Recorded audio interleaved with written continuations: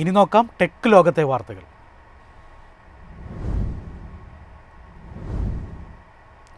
അമേരിക്കയുടെ തീരോഭീഷണിക്കിടയിലും ഇന്ത്യയിൽ നിന്നുള്ള സ്മാർട്ട് ഫോൺ കയറ്റുമതി കുതിക്കുന്നു. കഴിഞ്ഞ 5 മാസത്തിനിടെ 1,00,000 കോടി രൂപയാണ് കടന്നത്. കേന്ദ്ര സർക്കാരിൻ്റെ ഉൽപ്പാദനാനുബന്ധ ഇളവ് പദ്ധതിയായ PLI സ്കീമിൽ തുടങ്ങിയ ഫോൺ കയറ്റുമതി നടപ്പു സാമ്പത്തിക വർഷം ആദ്യ 5 മാസം പിന്നിടുമ്പോൾ 1,00,000 കോടി രൂപ കടന്നു. 2024 ഇതേ കാലത്ത് 64,500 കോടി രൂപയുടേതായിരുന്നു കയറ്റുമതി. ഇത്തവണ കയറ്റുമതിയുടെ 75% ആപ്പിൾ ഐഫോണിൻ്റെ വിഹിതമാണ്. ആപ്പിളിൻ്റെ കരാർ ഉൽപ്പാദകരായ ഫോക്സ്കോൺ, ടാറ്റ ടെക്നോളജീസ് എന്നീ കമ്പനികൾ ചേർന്ന് 75,000 കോടി രൂപയുടെ ഐഫോണുകളാണ് കയറ്റി അയച്ചിട്ടുള്ളത്. കരാർ കമ്പനികളും വ്യവസായ സംഘടനകളും സർക്കാരിന് സമർപ്പിച്ച കണക്കുകളുടെ അടിസ്ഥാനത്തിലാണിത്. 2022-23 സാമ്പത്തിക വർഷം 90,000 കോടി രൂപയുടെ കയറ്റുമതിയായിരുന്നു ആകെ നടന്നത്.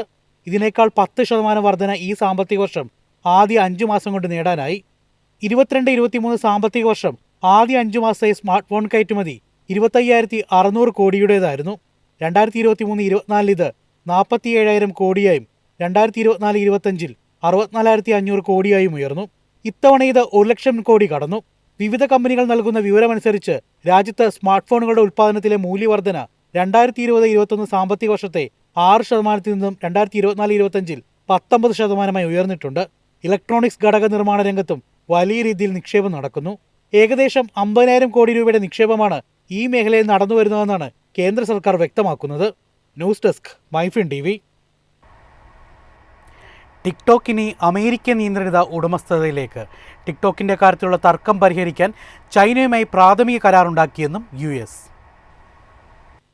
ചൈനീസ് കമ്പനിയായ ബെറ്റ്ഡാൻസിൻ്റെ ഉടമസ്ഥതയിലുള്ള ടിക്ടോക്ക് US കമ്പനിക്ക് വിൽക്കുന്നതിന് പ്രസിഡന്റ് ഡൊണാൾഡ് ട്രംപിൻ്റെ സർക്കാർ നൽകിയ സമയം ബുധനാഴ്ച അവസാനിരിക്കുകയാണ് പുതിയ നീക്കം.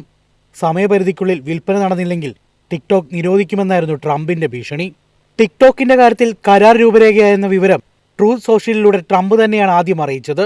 US ചൈന തീരോ പ്രശ്നം പരിഹരിക്കുന്നതിനും വ്യാപാര കരാറുണ്ടാക്കുന്നതിനുമുള്ള ചർച്ചകൾ സ്പെയിനിലെ മഡ്രിഡിൽ നടന്ന വേളയിലാണ് പ്രഖ്യാപനമെത്തിയത്. മഡ്രിഡിലെ ചർച്ചയിൽ US പ്രതിനിധി സംഘത്തെ നയിച്ച treasury secretary Scott Bessent Chinese vice premier He ഫെലങ്ങുമായി നടത്തിയ ചർച്ചയിലാണ് ടിക്ടോക്കിൻ്റെ കാര്യത്തിൽ ധാരണയായത്.